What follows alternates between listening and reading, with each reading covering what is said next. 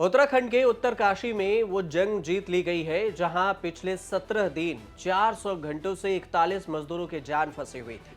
मजदूरों के निकलने की खुशी भी देश भर में है।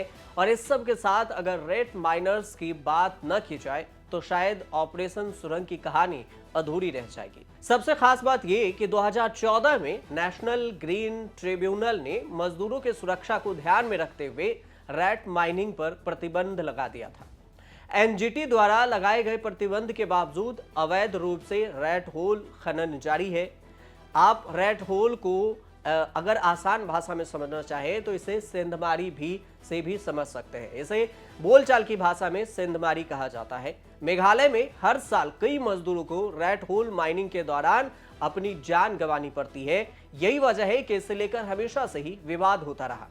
हालांकि उत्तराखंड सरकार के नोडल अधिकारियों का कहना है कि रेस्क्यू साइट पर लाए गए लोग रेड माइनर्स नहीं बल्कि इस तकनीक में विशेषज्ञ यानी एक्सपर्ट लोग हैं। सबसे पहले समझ ये लेते हैं कि रेड होल माइनिंग है क्या। रेड का मतलब होता है चूहा और होल का मतलब छेद और माइनिंग का मतलब खुदाई। मतलब ये साफ है कि छेद में घुसकर चूहे की तरह खुदाई करने वाला रेड माइनर्स है। इसमें पतले से छेद से पहाड़ के किनारे से खुदाई शुरू की जाती है और पोल बनाकर धीरे धीरे छोटे हैंड ड्रिलिंग मशीन से ड्रिल किया जाता है और हाथ से ही मलबे को बाहर निकाला जाता है। रेड होल माइनिंग नाम की प्रक्रिया का इस्तेमाल आमतौर पर कोयले की माइनिंग में खूब होता है। जैसे झारखंड, छत्तीसगढ़ और उत्तर पूर्व में रेड होल माइनिंग जमकर होती है। लेकिन रेड होल माइनिंग काफी खतरनाक काम है, इसलिए इसे कई बार बैन भी किया जा चुका है। उत्तरकाशी टनल में रेड माइनर्स ने काम कैसे किया ये जानना पहले जरूरी है, क्योंकि रेड माइनर्स 800 mm के पाइप में घुसकर ड्रिलिंग की। ये बारी बारी से पाइप के अंदर जाते थे और फिर हाथ के सहारे छोटे फावड़े से खुदाई होती थी। ट्रॉली से ही एक बार में तकरीबन 2.5 क्विंटल मलबा लेकर बाहर आते थे। पाइप के अंदर इन सबके पास बचाव के लिए ऑक्सीजन मास्क, आंखों की सुरक्षा के लिए विशेष चश्मा और हवा के लिए एक ब्लोअर की मौजूद होता था। लेकिन इस ऑपरेशन में रेड माइनर्स की एंट्री कब हुई, ये दिलचस्प कहानी है। जहां एक ऑपरेशन में सारी मशीनें फेल हो चुकी थी, वहीं इस चट्टान को चीरने में सिर्फ भारतीय मजदूर ही काम आए। जहां मशीनी तकनीक खत्म हो चुकी थी, वहां मानव का साहस काम आया। सुरंग के सिलकयारा छोर से हॉरिजॉन्टली खुदाई तक अमेरिकन आर्गर ड्रिलिंग मशीन सुरंग के अंदर ही टूट जाती थी, क्योंकि आर्गर मशीन से 41 मजदूरों के सफल रेस्क्यू ऑपरेशन की उम्मीद जगी थी। लेकिन 47 मीटर ड्रिलिंग करने के बाद आर्गर मशीन का ब्लेड टूट जाता है और सबको लगा कि ये बहुत बड़ा झटका है।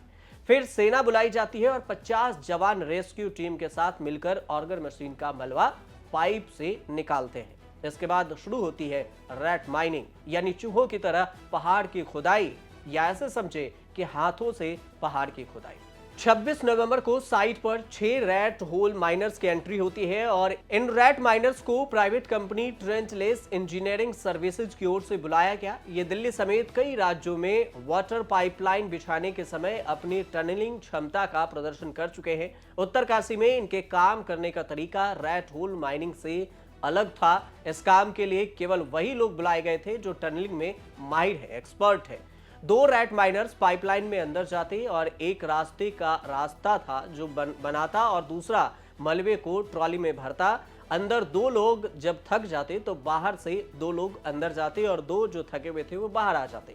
उत्तरकाशी टनल रेस्क्यू में रेड माइनर्स की दिलेरी ने उम्मीदों को पंख लगा दिया। रेस्क्यू साइट पर उनकी एंट्री कुछ वैसे ही हुई जैसे फिल्मों में हीरो की होती है। जब मामला फंस जाने पर हीरो आता है और सब कुछ ठीक कर देता है, वैसे ही उत्तरकाशी के सुरंग में फंसे मजदूरों को बाहर निकालने के लिए इन माइनर्स की भूमिका किसी नायक सरीखे की तरह रही और इनकी मेहनत रंग भी लाई। अब बात कर लेते हैं कि इस बचाव अभियान में कितने लोग थे। 652 लोग इस बचाव अभियान में शामिल रहे, जिसमें से 106 स्वास्थ्यकर्मी, 189 पुलिस अधिकारी, 39 एसडीआरएफ, 62 एनडीआरएफ, 17 आईटीबीपी और 25 BN, 60 ITBP, 12 BN, 12 fireman, Uttarkashi के 7 वायरलेस पुलिस, 24 डीडीएमए और 46 जल संसाधन उत्तरकाशी के।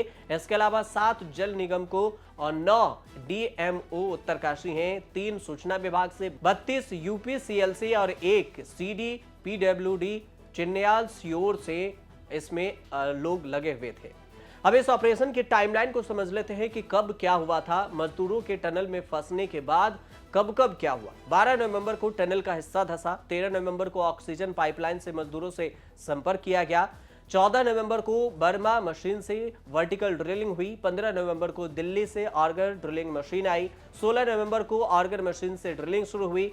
17 नवंबर को 24 मीटर के बाद ड्रिलिंग रुकी। 18 नवंबर को हॉरिजॉन्टल ड्रिलिंग का फैसला लिया गया। 19 नवंबर को नितिन गडकरी टनल में पहुंचे, टनल के बाहर, और 20 नवंबर को विदेश से टनल एक्सपर्ट पहुंचे। 21 नवंबर को मजदूरों से पहली बार बातचीत हुई। 22 नवंबर को करीब 45 मीटर हॉरिजॉन्टल ड्रिलिंग हुई।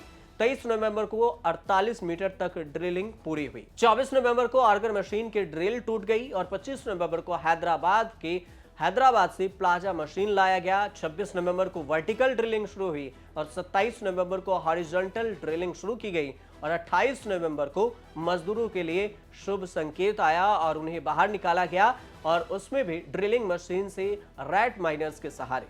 टनल में फंसे मजदूरों को बाहर निकालने में जिस चीज में सबसे बड़ी भूमिका निभाई वो रैट माइनिंग है। वो रैट माइनिंग जिसे 2014 में ही बैन लगा दिया गया था। इससे पहले अमेरिका से बुलाई गई ऑर्गर मशीन से ड्रिलिंग की जा रही थी, लेकिन आखिरी की 10 मीटर की खुदाई रैट माइनर्स ने की। उनकी वजह से ही मजदूरों तक पहुंचना संभव हो सका। यानी रैट माइनिंग ने ही टनल में खुदाई का फाइनल टच दिया। आप देखते रहिए न्यूज़ तक।